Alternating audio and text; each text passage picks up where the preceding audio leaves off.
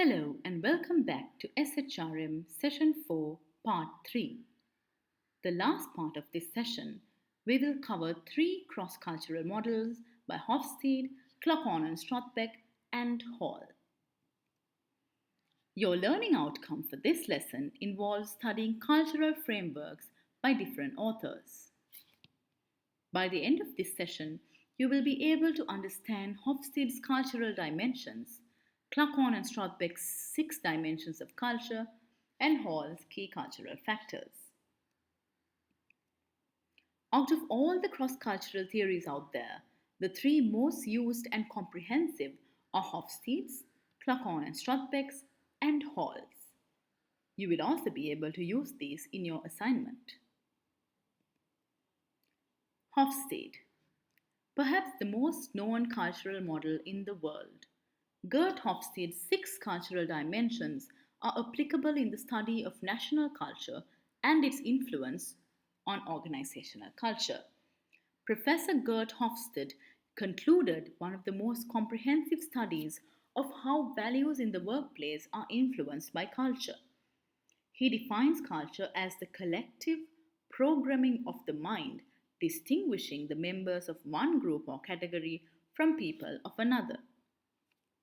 He found out that cultural dimensions represent independent preferences for one state of affairs over another that distinguishes countries rather than individuals from each other.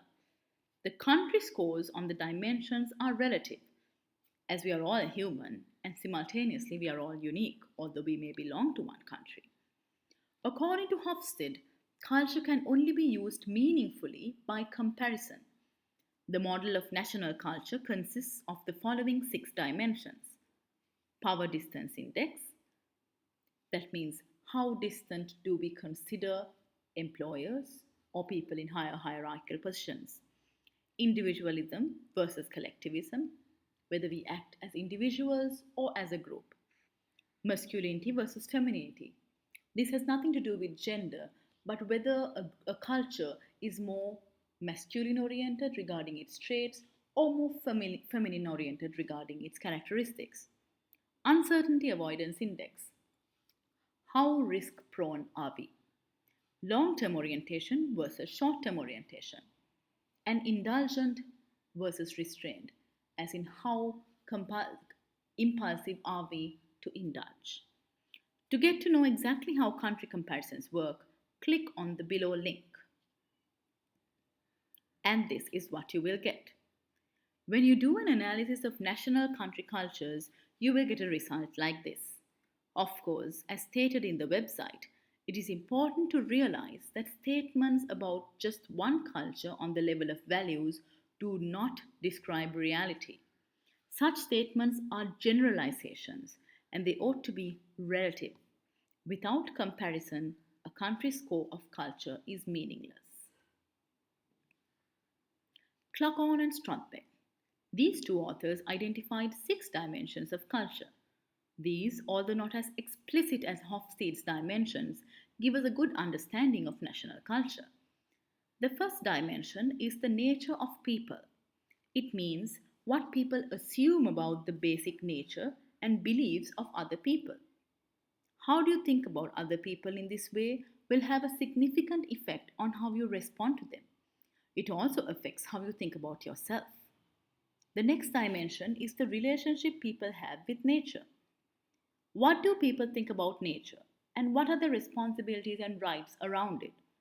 Some people believe that we should live in harmony with nature, to preserve it and to support it. Other cultures, perhaps the majority in today's world, see nature as a servant and a supplier. In other parts of the world, this translates into the use of all kinds of resources and whether it is used up or whether it is sustained. The third dimension is duty towards others. This means what duty we have towards other people. For instance, whether people should act first to support others or would they just focus on themselves. The fourth dimension is mode of activity. This is the dimension which asks what the primary mode of activity in an organization or a society is. In some societies, there is a focus on being, where who you are is more important than what you do. Other societies are very action oriented, and the status comes from what has been achieved rather than an ascribed status. The fifth dimension is the privacy of space in a culture. How is space treated in a society? Who owns it? What rights do people have to occupy it? One approach is that space is owned by individuals and privacy is important.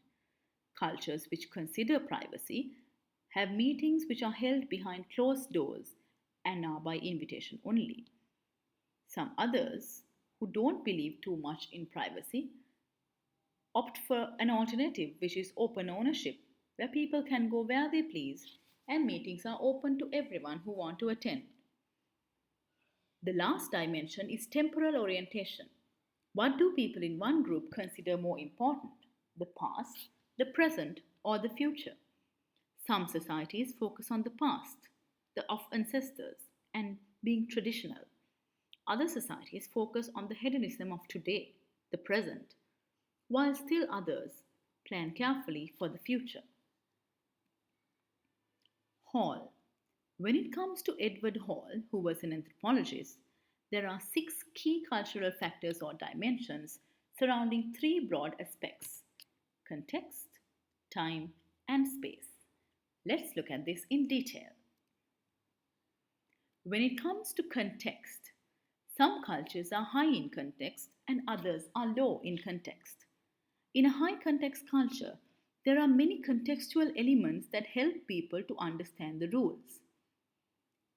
For example, everyone will know what everyone is talking about. As a result, much is taken for granted. This can be very confusing for people who do not understand the unwritten rules of the culture. In a low context culture, mainly we see these in Western countries, very little is taken for granted. Whilst this means that more explanation is needed and given, it also means that there is less chance of misunderstanding, especially when people outside the culture are present. Considering time, some cultures work on monochronic time or M time as Edward Hall called it. It means doing one thing at a time. It assumes careful planning and scheduling and is a familiar Western approach that appears in disciplines such as time management. Monochronic people also tend to be in low context. Then we have polychronic time. This means that human interaction is valued over time and material things, leading to lesser concern for getting things done. They do get done, but in their own time. Aboriginal and Native Americans have typical polychronic cultures, so do Sri Lankans, where talking stick meetings can go on for as long as somebody has something to say. Polychronic people also tend to be high context. Lastly, when it comes to what space means to people in different cultures, some cultures are highly territorial and others are low in territoriality. High territoriality means that people have greater concern for ownership of space. They seek to mark out the areas which are theirs and perhaps have boundary wars with neighbors.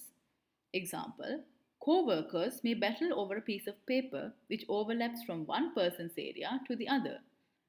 Sometimes people will always want to sit at the same place during lunch. Territoriality also extends to anything that is mine, and ownership concerns external to material things. Security is a big concern for people with a high need for ownership. Low territoriality is when people have less ownership of space and boundaries are less important. They will share territory and ownership with little thought. They also have less concern for material ownership and their sense of stealing is less developed. Things like hot seats will work for organizations with people who have low territoriality.